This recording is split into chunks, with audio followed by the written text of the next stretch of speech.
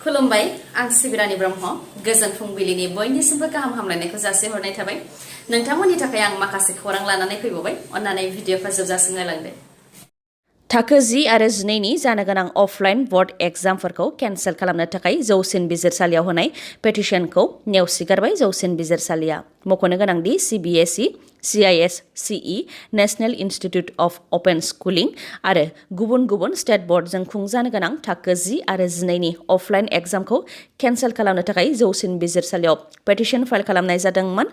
थाखो 10 आरो 12 नि जानो गोनां अफलाइन बोर्ड एग्जामखौ केन्सेल खालामनो थाखाय होनाय पेटिशन फाइलखौ लोब्बा लाखिनानै जास्टिस AM खानविलकारनि दैदेननायाव जौसिन बिजिरसालियाव हियारिं लादोंमोन बे हियारिंनि उनावनो आनजादखौ केन्सेल खालामनो थाखाय पेटिशन फाइल खालामनायखौ जौसिन बिजिरसालिनि बेन्चआ नेवसिगारदों जौसिन बिजिरसालिया बुंथिदों दि बेफोरबायदि पेटिशनफोरा सिस्टेमाव बांसिनसो गोनो गोथोखौ लाबोयो आरो फरायसाफोरनो नंखाय आसा होयो लोगोसे फरायसाफोरखौ गोरोन्थि लामाजों लाङो बेनि अनगायैबो बे समाव अथ'रिटिफोरा बेफोर आनजादनि अक्ट' आरो गुबुन गुबुन खामानिफोरखौ थि खालामखाबाय एबा माखासे रायजोआव थि खालामनायनि खामानिखौ मावगासिनो दं होननानै फोरमायथिदों आनजादनि अक्ट' आरो गुबुन गुबुन खामानिफोरखौ थि खालामखांनायनि उनाव माबाफोर जेंना नुजाथियोब्ला बेफोर जेंनाखौ लानानै पार्टिफोरा अथ'रिटिखौ मिथिहोनो हागोन होननानैबो बुंथिदों बिथांमोनहा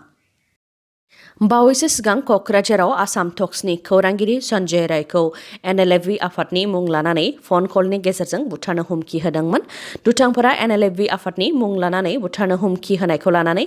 गोबांनि गोसोआवनो गोनो गोथो सोमजिदों बेखौ लानानै national liberation front of Bodoland NLFV आफादा खेंफोरथि होफैदों NLFV आफादनि मुं लानानै खौरांगिरिखौ बुथारनो हुमखि हरनाय अडिअ' कलआ ससियेल मिडियाआव गोसारनायनि सायाव NLFV आफादा फोरमायथिदों दि जोंनि गेजेराव मोननै NLFV आफाद दं मोनसे national liberation front of Bodoland आरो गुबुन मोनसेया national liberation front of Bengali आरो बे हुमखि होनाया national liberation front of Bodoland आफादनिफ्राय थाङाखै जानो हागौ national liberation front of Bengali आफादनिफ्रायसो बे हुमखिया थांदों होननानै फोरमायथिदों बिथांमोनहा लोगोसे बुंथिबावदों the national liberation front of Bodoland NLFV आफादा बे समाव गोजोनाव दङ जाहाथे बिथांमोननि गोजोनखौ गुबुंले खालामनो थाखाय रावबो NLFV अदेबानि बर'नि आफादनि मुं लानानै रावखौबो हुमखि होआ बेनि थाखायबो खावलायहरदों बिथांमोनहा मख'नो गोनांदि क'क्राझार जिल्ला फकिराग्राम बियाबाव BTSनि EM अरब कुमार देनि खामानिखौ मोजां मोनैलाय ओनसोलनि रायजो राजाफ्रा खौरांगिरि लेंहरनानै रायजोफोरनि जेंनाखौ खौरां बिजोङाव फोसावनो खावलायहरदोंमोन आरो आसाम टक्सनि खौरांगिरि सन्जय राय बिथाङाबो रायजो राजानि जेंनाखौ खौराङाव फोसावदोंमन BTSनि EM अरब कुमार देनि हेंथायै खौरां फोसावनायनि थाखायनो सिनाय मोनै दुथांफोरा खौरांगिरि सन्जय रायनो कल हरनानै बुथारनायनि हुमखि हरदोंमोन रायजोआव थाद'नाय गैयै लुथिनाय जाथायफोरा जाबाय थादों फिन सा-8 दाखाथिफोरा न' सिङाव हाबनानै लुथिनानै लानानै थांदों 2 लाखनिबो गोबां रांजों लोगोसे न'आव थानाय गासैबो सना रुफा बे जाथाया नगावनि उत्तर हयबरगावआव जादों उत्तर हयबरगावनि थागिबि फालांगिरि मनज बात्रानि न'आव जादों बे जाथाया फोरमायथिनाय बायदिब्ला बे लुथिनाय जाथाया सोरांसि समाव 3 रिंगानिफ्राय 4 रिंगासोनि गेजेराव जादों गिबियाव सा-8 नि मोनसे दाखाथि हानजाया फालांगिरि मनज बात्रानि दरजा सिफायनानै न' सिङाव हाबदों आरो मनज बात्राखौ गुबुन खथा सिङाव मेगन खाथेनानै आथिं आखाइ खाख्रबनानै दोनदों बेनि उनाव मनज बात्रानि बिसिखौ गाग्लोबदों आरो आलमिरानि साबिखौ दिहुननानै होनो थाखाय बिथोन होदों साबि दिहुननायाव जेसेबांनो गोबाव जादों एसेबांनो लहाजों बुग्लिदों आरो बिथांनि फिसाखौबो बुथारनायनि हुमखि होदोंमोन होननानै फोरमायथिदों बिथांमोनहा बेबायदियैनो दाखाथिफोरा न'आव थानाय 2 लाखनिबो गोबां रांजों लोगोसे न'आव थानाय सना रुफा गासैखौबो लुथिनानै लानानै थांदों होननानै फोरमायथिदों बे जाथाय जाखांनायनि उनाव पुलिसनो खौरां हरनायाव पुलिसा जाथायथिलियाव फैनानै उनाव नायबिजिरनाय हाबाखौ मावफैदों क'क्राझार जिल्लायाव BJPनि बाना बिसायख'थि खाथियाव गैयाब्लाबो BJP दोलोआव लोब लोब सुबुंफोर हाबफैनायखौ नुनो मोनबाय थानाय जादों फिन क'क्राझार जिल्ला बनरगाव बियाबाव MCLA राजिब ब्रह्मनि दैदेननायाव सा 500नि गोबां सुबुंफोरा BJP दोलोआव हाबदों गावखौ अदेबानि MCLA राजिब ब्रह्मखौ मोजां मोननानैनो 500नि गोबां BPFनि सोद्रोमाफोरा BJP दोलोआव हाबफैदों होननानै फोरमायथिदों बिथाङा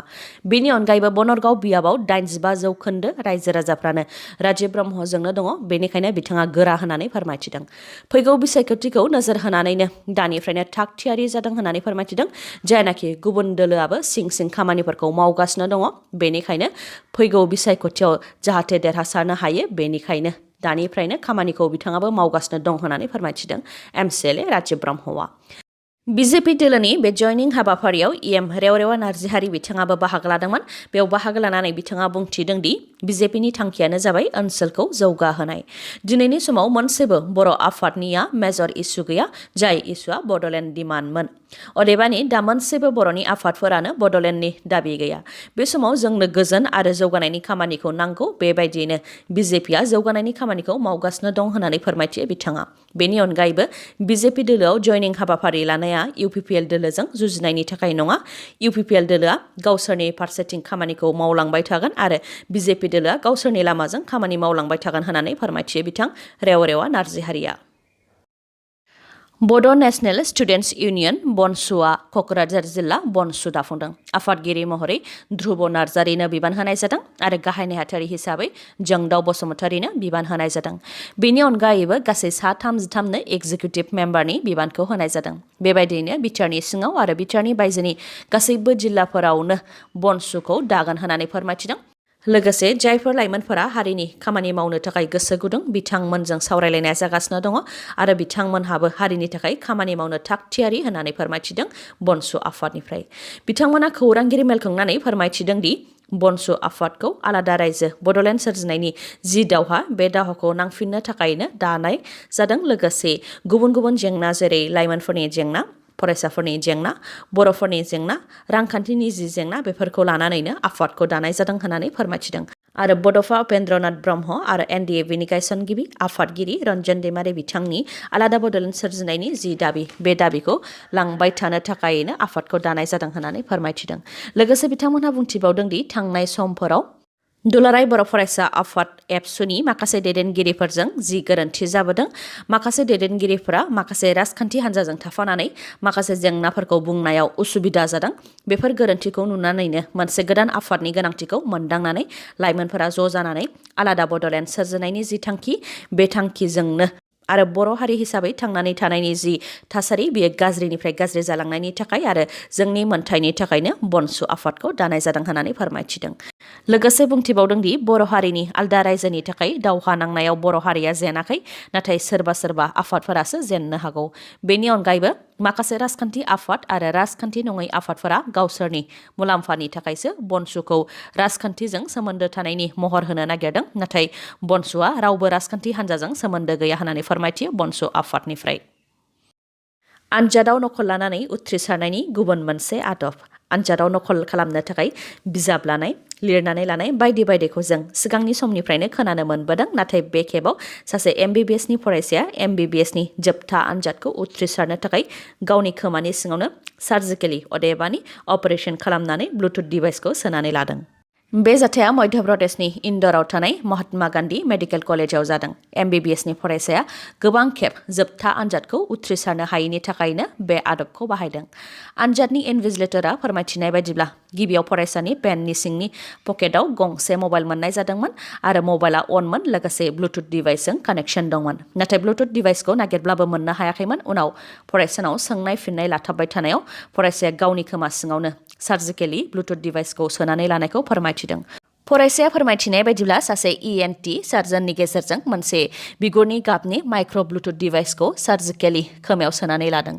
दा बे केसआव पुलिस केस जायो ना जाया, बेखौ नायबिजिरनो थाखाय इन्टारनेल एग्जामिनेशन कमिटिनो दैथायहरनाय जाबाय। कामरुप मेट्र'नि चिफ जुडिशियेल मेजिस्ट्रेटआ आसामनि गिबि मन्थ्रि डक्टर हेमन्त बिश्व शर्माखौ कर्टनि सिगाङाव नुजाथि हैनो थाखाय सामन दैथायहरदों। थांनाय 2019 मायथाइयाव लकसभा बिसायख'थियाव मडेल कड अफ कन्डाक्ट सिफायनायनि थाखायनो डक्टर हेमन्त बिश्व शर्माखौ 25 फेब्रुवारियाव अदेबानि गाबोन कर्टआव नुजाथिनो थाखाय कामरुप मेट्र'नि चिफ जुडिशियेल मेजिस्ट्रेट AK बर'आ बिथाङा सामन दैथायहरदों। थांनाय 2019 मायथाइनि लकसभा बिसायख'थिनि मडेल कड अफ कन्डाक्ट सिफायनायनि थाखाय डक्टर हेमन्त बिश्व शर्मानि हेंथायै एडिशनेल चिफ इलेक्टरेल अफिसारआ थांनाय 2019 मायथाइनि मे दानाव केस फाइल खालामदोंमोन। आसाम प्रदेश कंग्रेस कमिटिया अजद होनायनि सायावनो बिथा खालामनानै एडिशनेल चिफ इलेक्टरेल अफिसारआ केस फाइल खालामदोंमोन। थांनाय 2019 मायथाइनि लकसभा बिसायख'थिनि गिबि पेजनि 48 घन्टानि गेजेरावनो मोनसे खौरां बिजोङा डक्टर हेमन्त बिश्व शर्मानि इन्टारभिउखौ लाइभ टेलिकास्ट खालामदोंमोन आरो बिसायख'थिनि मडेल कड अफ कन्डाक्टखौ सिफायदोंमोन। बेनि हेंथायैनो डक्टर हेमन्त बिश्व शर्मानि हेंथायै केस फाइल खालामनाय जादोंमोन। मख'नो गोनांदि आयेननि बायदिब्ला जायखिजाया खौरां बिजोङानो बिसायख'थिनि समाव सम थि जाखांनायनि 48 घन्टानि गेजेरावनो जायखिजाया बिसायख'थिनि खौरां जाय खौराङा बिसायख'थियाव जेननाय देरहानायाव गोहोम खोख्लैयो बेबायदिखौ फोसावनो मोना। दिनैनि भिडिअआ एसेनोसै। गाबोन आरो गोदान भिडिअजों लोगो मोनफिनबावगोन। नोंथाङा दासिमबो आंनि चेनेलखौ साबस्क्राइब खालामाखैबा अन्नानै साबस्क्राइब खालामदो, लोगोसे लाइक, कमेन्ट आरो शेयार खालामनो दाबाव। गोजोन्थों।